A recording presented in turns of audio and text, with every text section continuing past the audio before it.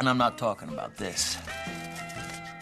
রূপালী পর্দার জগৎ হলিউডে এখন চাপা উত্তেজনা, ভয় আর উদ্বেগের আবহ।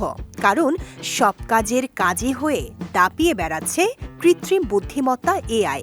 খবর আসছে ইতোমধ্যেই অনেকে কাজ হারিয়েছেন। তার উপর যখন এআই নির্মিত নায়িকা টিলি নরউডের আগমন ঘটল, তখন থেকেই শিল্পীদের মধ্যে কাজ হারানোর সেই আতঙ্ক যেন আরও কয়েক গুণ বেড়ে গেল। এমন পরিস্থিতিতে নীরব থাকতে পারলেন না অস্কার জয়ী অভিনেতা লিওনার্দো ডিক্যাপ্রিও। সম্প্রতি টাইম ম্যাগাজিনকে দেয়া সাক্ষাৎকারে তিনি স্পষ্টভাবে জানান, এআই নিখুঁত অনুকরণ করতে পারলেও মানুষের হৃদয় থেকে আসা প্রকৃত অনুভূতি তৈরি করতে পারে না।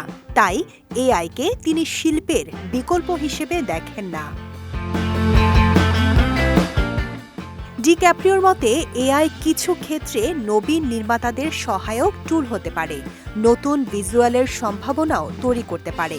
কিন্তু শিল্প মানে মানুষের চিন্তা, আবেগ ও বাস্তব জীবনের অভিজ্ঞতার ছাপ, যা কেবল মানুষই সৃষ্টি করতে পারে।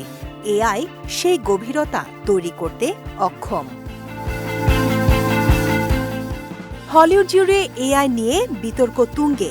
সম্প্রতি পরিচালক গিলেরমো দেল টোরো গোথাম অ্যাওয়ার্ডসে প্রকাশ্যে এআইয়ের বিরুদ্ধে ক্ষোভ উগরে দেন। তার ভাষায়, সিনেমায় এআই ব্যবহার করার চেয়ে তিনি মরতে রাজি।